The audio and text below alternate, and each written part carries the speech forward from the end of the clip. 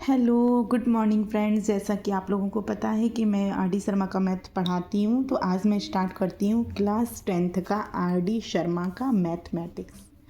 ठीक है, हम बात करते हैं चैप्टर 1 की, रियल नंबर। चैप्टर 1 क्या है आपका? Real number. रियल नंबर की बात करें, वास्तविक संख्याएं। क्या बोलते हैं? वास्तविक संख्याएं। हाई स्कूल बोर्ड होता है, सीबीएसई बोर्ड का हम आर डी शर्मा लेके चलेंगे। आपका क्वेश्चन नंबर 1 है, ये आपकी एक्सरसाइज 1.1 है। Express each of the following integer as a product of its prime factors. ठीक है, express each of the following integer, दिए गए इंटीजर्स को क्या करिए? एक्सप्रेस करिए एज आ प्रोडक्ट के रूप में of its prime factors, prime factorization के मेथड। ठीक है, ठीक है। तो दिया गया प्रोडक्ट क्या है? 420। सेकंड क्या है? 468। थर्ड 945 एंड देन लास्ट क्या है? फोर्थ 7325। चलिए आइए,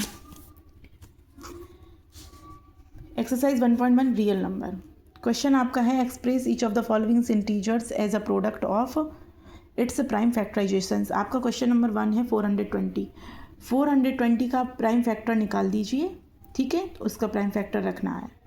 तो आपको पता होना चाहिए कि जो इवन नंबर होता है ना यूनिट प्लेस पे, तो सबसे पहले 2 का टेबल से पढ़ते हैं। तो 2 की टेबल से पढ़िए, 2 2 जा 4, तो 2 आएगा। यानी कि आप डिवाइड कर करके भी रख सकते हो। 2 1 जा 2, तो 1 बार गया, और 0 का 0। फिर 2 से जाएगा क्योंकि 0 है इवन प्लेस पे, तो फिर 2 1 जा 2, फिर 0 लगाओ। फिर क्योंकि 1 तो अकेला जाएगा नहीं, पूरा 10 लेना पड़ेगा, तो भागनाष्टम बिंदी, तो 2 5 जा 10।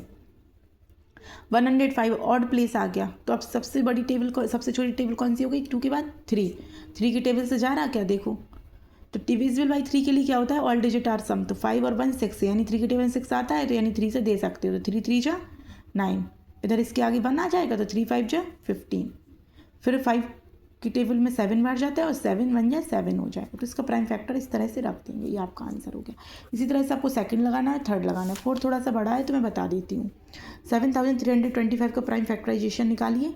5 का दोगे तो 5 बन जा 5, 2 बचा, इधर कितना हो गया? 23।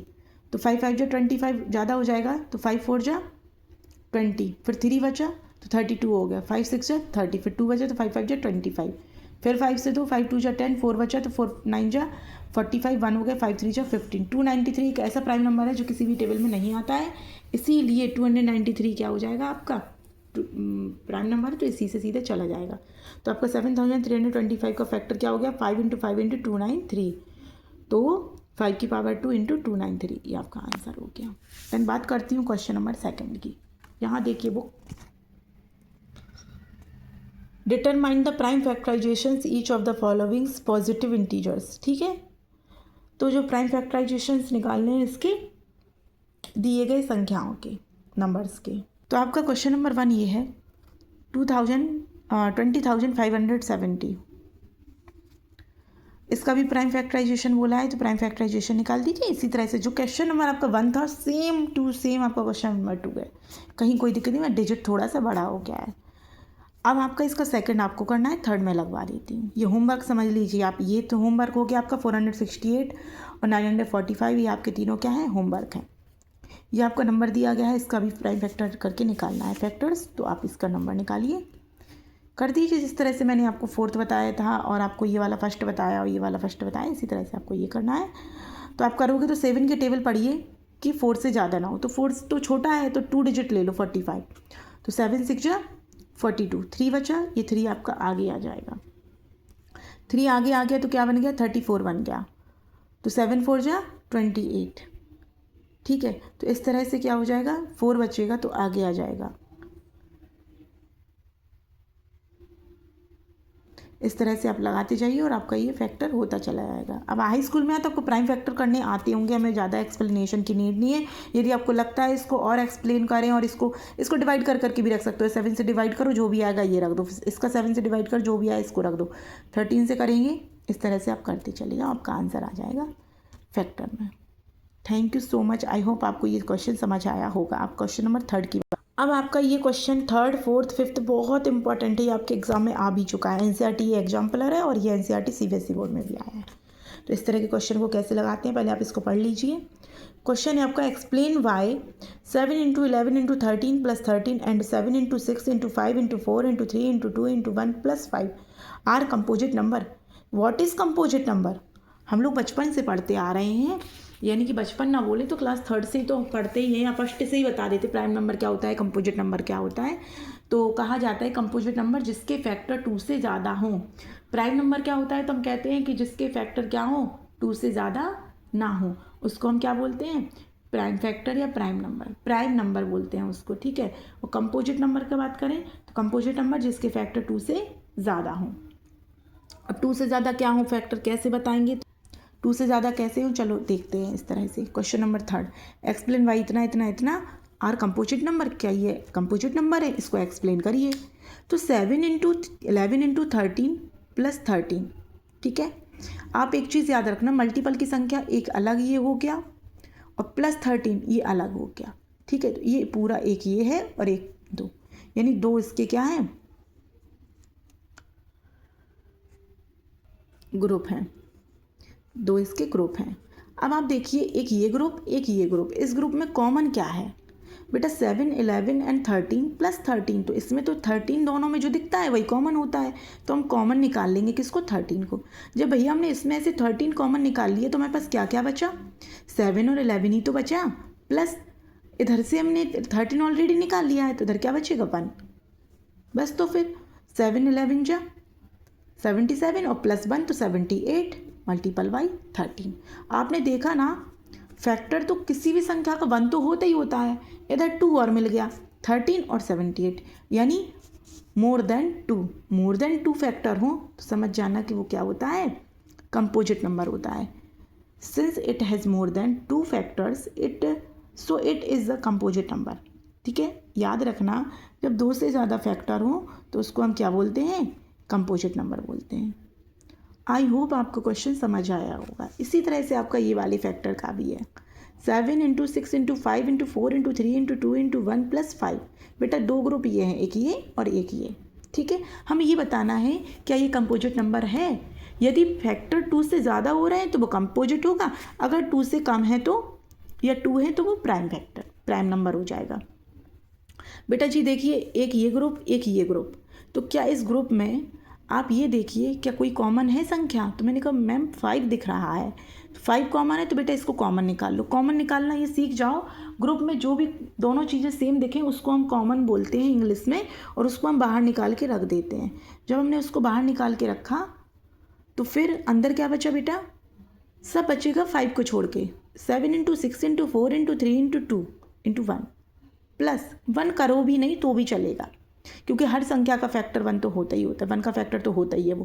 प्लस 5 बाहर ऑलरेडी निकाल लिया है, तो इधर क्या बचेगा? 5 की जगह 1।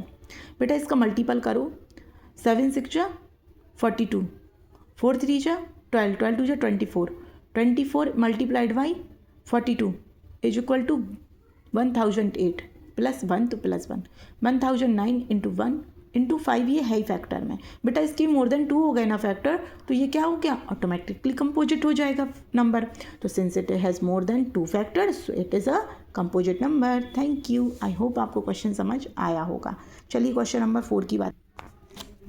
Question number 4 explain why the 3 into 5 into 7 plus 7 is the composite number. वैसे पता है ये क्वेश्चन नंबर 4 थर्ड जो था ऐसे सेम टू सेम 4 भी है, फिर भी मैं एक्सप्लेन करवा देती हूँ क्योंकि NCERT का एग्जाम। आइए चलिए एक्सप्लेन वाई द इतना इस composite number 3 into 5 into 7 plus 7। बेटा अब फिर वही बात हो गई कि ये दोनों ग्रुप हैं, एक 3 इंटू 5 इंटू 7 और प्लस 7 वाला एक अलग ग्रुप है। तो आप बताओ इस दोनों ग्रुप में इसमें और इसमें क्या कॉमन है? कॉमन मतलब जो सेम हो, 7 है, इसको 7 को बाहर निकाल लीजिए। उसके बाद आपका जो भी बचता है अंदर उसको लिखेंगे। तो 3 इंटू 5 इंटू 7 की जगह 1 है, प्लस ये भी 7 बाहर निकल आया तो क्या बचा? 1।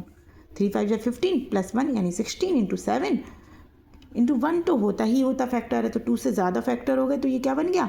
Composite number. फिर से लिख दीजिए since it has more than 2 factors so it is a composite number. Thank you. 5th question को बहुत गौर से सुनना पड़ेगा क्योंकि बेटा NCERT CBSE में 2003 में क्वेश्चन नंबर 5 NCERT CBSE 2003 में आपका आया था।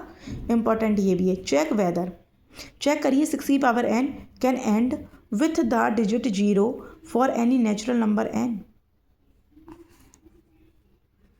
6 की power n can and with the digit 0, n digit या यूनिट प्लेस पर 0 आ जाए एनी नेचुरल नंबर n की जगह n कोई नेचुरल नंबर होगा, उसके यूनिट प्लेस पर हमें क्या चाहिए, 0 चाहिए। ठीक है, किस रूप में, पावर के रूप में।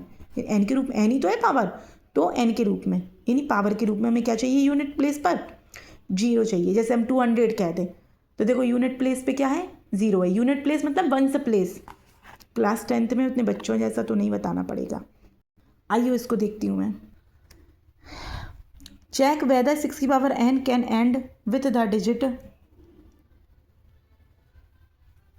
0 for any natural number n given 6 की पावर n बाई फैक्टराइज 6। मैं एक चीज़ आपको एक्सप्लेन कर दूँ। यूनिट प्लेस पर हमें क्या चाहिए, 0। जब हम कहते थे डिविजिबल बाई 0, रूल पढ़ा होगा class 3rd 4th 5th 6th 7th में पढ़ा है, डिविजिबल बाई 4। तो हम कहते थे डिविजिबल बाई 4 के लिए क्या होता है रूल, जिसका फैक्टर 2 और 5 हो वो क्या होता है, डिविजिबल बाई 10 का रूल होता है। तो इधर पे हम देखेंगे कि बाई फैक्टराइज 6, तो 6 का फैक्टर क्या हो जाएगा, 2 × 3 की पावर n होल n, तो 2 की पावर भी n चढ़ जाएगा, 3 की पावर भी n चढ़ जाएगा, यानी हो जाएगा। अब आप बताइए कि 6 की पावर n की जगह पे आप 1 रख के देख लो, n की जगह पे 1 से लेके कोई भी संख्या देख लो, आपको यूनिट प्लेस पर 0 नहीं मिलेगा जब तक क्या ना हो, फैक्टर में 5 ना हो। तो क्या बोलेंगे, only primes in the factorizations of 6 are 2 and 3। 6 के फैक्टर 2 and 3 हैं एंड नॉट 5। 5 नहीं है फैक्टर, 5 होना ज़रूरी था तो ही यूनिट प्लेस पे क्या मिल सकता था, 0। इसीलिए हैंस 6 की power n can not and with digit 0, इसीलिए इसके एंड में 0 नहीं आ पाएगा। ये आपका, आप देखो बहुत अच्छे से मैं आपको दिखा देती हूँ।